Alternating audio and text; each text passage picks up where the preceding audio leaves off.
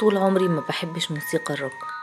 حتى لما ظهرت فرقة بي تي اس ما كنتش من المحبين ليها ولا معجبينها خالص. بعكس جارتي سلمى، كانت مهووسة بيهم. انا وهي كنا مختلفين في حاجات كتير، بس كنت مضطر ان انا اكون دايما معاها لاننا كنا جيران، وعلى طول معظم الوقت كانوا اهلي واهلها عند بعض، وكمان كنا في مدرسة واحدة مع بعض. انا جمال، واللي حصل معايا شيء مرعب جدا. بتبتدي قصتي بان سلمى في يوم جت قالت لي ان في واحد من معجبين بي تي اس عامل حفلة كبيرة، وان هو واحد مشهور جدا، وقعدت ترجاني كتير ان انا احضر معاها الحفلة دي. بس انا قعدت اقول لها يا سلمى انا مش بحب الحفلات دي، انا اساسا مش من معجبين بي تي اس. في الاخر وافقت ان انا اروح معاها من كتر ما قعدت تترجاني كتير. اول ما وصلت الحفلة كنت متخيل ان انا هروح الاقي الناس هناك رخمين قوي، بس بالعكس لقيتهم ناس لطيفة جدا، ما عدا واحد اللي هو كان صاحب البيت اللي فيه الحفلة. ما تقبلتوش نفسيا ابدا، حسيت ان هو كده تقيل على قلبي. كان اسمه مراد. الغريب بقى ان هو كان بيعمل عمليات تجميل كتير جدا علشان يبقى شبه جين اللي في فرقة بي تي اس. وعلى فكرة هو ما كانش بيعمل العمليات التجميل دي حبا في البي تي اس، لا بالعكس، كان بيعملها بس علشان يبقى مشهور ويلفت الانتباه ليه. فجأة لقيته جاي عليا يجري، ولقيت سلمى رايحة تجري عليه.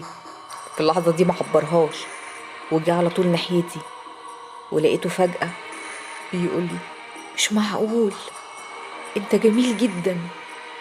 قلت له شكرا. فجأة لقيته حط ايده على وشي وقام قايل لي انت بشرتك حلوة قوي، انت ازاي بشرتك حلوة كده؟ ورديت عليه قلت له اشكرك، انا عادي يعني. قام قايل لي انت بتعمل عمليات تجميل علشان تكون شبه حد من البي تي اس؟ رديت عليه قلت له بصراحة انا مش من معجبين البي تي اس. فجأة اول ما قلت له كده اتنرفز جدا ورمى الكاس اللي كان في ايده العصير، وقام قايل لي معقول في حد في الدنيا دي مش من معجبين البي تي اس؟ قلت له اسف مش قصدي والله، ومش بقلل من معجبين البي تي اس ولا من الفرقة، بس انا بحب موسيقى تانية وانا جاي مع صديقتي وجارتي مش اكتر. رد عليا وقال لي انا اسف جدا، اعذرني. انا جاي لسه اقول لسلمى يلا نروح، حطت ايديها على بوقي وقامت قايله لي عشان خاطري، علشان خاطري يا جمال نقعد كمان شويه، الحفله حلوه قوي.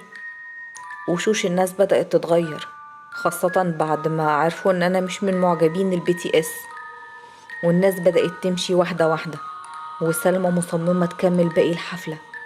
وفعلا قعدت لحد اخر واحد ما مشي، واللي اسمه مراد ده في الاخر جه وقعد يبصلي بنظرات غريبة، وكل شوية يقولي انا هجيب لك شاي، انا هجيب لك عصير، انت بشرتك حلوة قوي، انت شكلك جميل جدا، انت شبههم قوي قوي.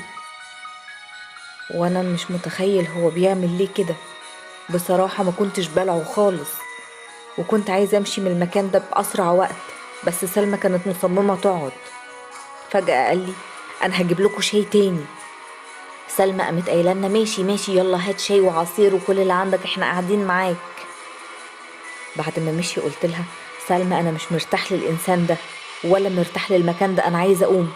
انتي ازاي مش حاسه ان في حاجه غلط هتحصل؟ انا نفسيا مش مرتاح. قالت لي خلاص ماشي براحتك يلا نقوم. قلت لها اخيرا يلا نمشي. وجيت علشان امشي وكانت سلمى ماشيه ورايا. فجاه حسيت بخبطه شديده على راسي لدرجه ان هي افقدتني الوعي ووقعت على الارض. بس قبل ما اغمض عيني وفي النظره الاخيره قبل ما يغمى عليا لقيت ان سلمى هي اللي خبطتني على راسي بفازه، والفازه مكسوره في ايديها. اغمى عليا فتره، واول ما فقت كان في الم شديد قوي قوي في وشي، بس ما كنتش مستوعب انا فين. فجاه افتكرت ان سلمى خبطتني على راسي. اترعبت ولقيت في الم شديد قوي قوي في وشي. ببص لقيتني كمان مربوط جامد جدا، ومش عارف اتحرك من الكرسي، ومش عارف انا جرالي ايه. ببص في مراية لقيت وشي كله مليان شاش وقطن. ووشي مجروح جامد. ببص ورايا فجأة لقيت اللي اسمه مراد ده ورايا، وشكله بقى بشع، بقى مرعب، ملزق وشه بلزق طبي، شكله بقى مشوه جدا، وزي ما يكون لازق قطع جلد على وشه. شكله فعلا بقى مرعب، وشكل عينيه كانت مريبة والدم نزل من وشه. لقيته فجأة بيقولي: أنا مش عايزك تزعل مني، بصراحة كده أنا لما لقيتك شبههم قوي قلت لازم أستلف منك جلدك ده، لازم علشان أكون أنا اللي شبههم، ما ينفعش حد تاني يكون شبههم، أنا بس اللي بحب الBTS، أنا اللي لازم أكون شبههم. وفضل يتكلم كلام غريب، وقعد يقولي إن هو أخد جلدي وأخد جلد وشي ولزقه على وشه. وفجأة لقيته حرك الكرسي اللي أنا قاعد عليه، وأنا كل اللي أنا قادر أعمله إن أنا بعيط، ببكي بكاء فظيع ومغضوض جدا ومرعوب، ومش عارف أنا جرالي بالظبط إيه. ولقيته جاي وبيقولي: خلاص ما تعيطش، بص أنا هحط لك ميك اب عشان شكلك يبقى حلو. هو أي نعم أنت مش هتكون شبههم تاني، بس أنا هحط لك ميك اب علشان يبقى شكلك برضو حلو، حرام عشان ما تزعلش. وفجأة لقيته فضل يرسم بالروج على مكان شفايفي من بره على الشاش، وانا مرعوب، والوجع والألم اللي في وشي لا يحتمل. وقعد يرسم على خدودي على الشاش من بره، وانا كل اللي انا بعمله ان انا ببكي بعيط بحرقة. حاولت افك نفسي باي شكل من الاشكال، وفجأة فكيت الحبل بتاع ايدي واستنيت الفرصة لحد ما يتشغل في اي حاجة علشان اهرب.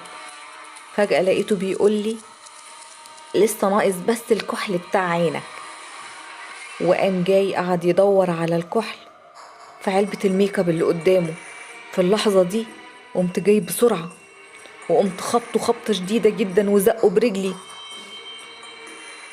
لقيته قام مخبوط خبطة جامدة جدا في الحيطة، وأول ما اتخبط الخبطة دي أنا جريت ولقيته عمال يصرخ، سمعته عمال يقول: الجلد بيقع من وشي، الجلد مش هيلزق على وشي، انت عملت ايه يا غبي؟ انا سامعه بيقول كده وانا بجري وبحاول افك الشاشه اللي على وشي باي شكل علشان اطلب المساعده واي حد ينقذني من المكان المجنون ده. وانا بفك الشاش من على وشي حسيت بحاجه في ظهري، ببص ورايا لقيتها سلمى المجنونه، ولقيتها بتقولي: انت متخيل ان انا ما جبتكش هنا عن قصد، بس خد بالك لو حد عرف من اهلك اللي انا عملته واللي جرالك انا هقتلهم كلهم. فجأة قفلت الباب ومشت، وانا كلمت اهلي وقلت لهم ان انا برا البلد وسافرت علشان شغل، علشان احاول ان انا اعمل اي عمليات تجميل، احاول ان انا اداري اي تشوه في وشي بقى مشوه جدا. وكل ما اكلم اهلي الاقيهم بيقولولي ان سلمى على طول بتروح لهم، وكل مدى بترعب علشانهم، عشان كده ما قلت لهمش حاجة.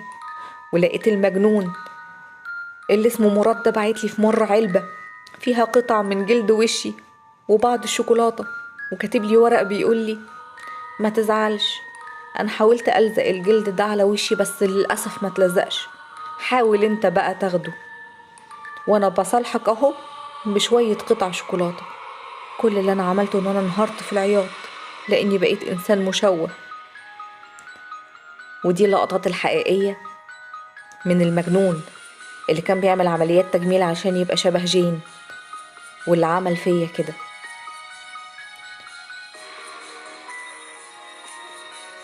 ولحد هنا تكون خلصت قصتنا النهاردة يا أصحابي، أتمنى إن هي تكون عجبتكم. ودي كانت أحلى التعليقات اللي جاتلي الفيديو اللي فات، أنا بشكركم جدا عليها. وما تنسونيش باللايك والشير والسبسكرايب، وتشيروا القصة لأكبر عدد من أصحابكم علشان قناتنا تكبر بيكم ومعاكم. أشوفكم القصة الجاية، سلام.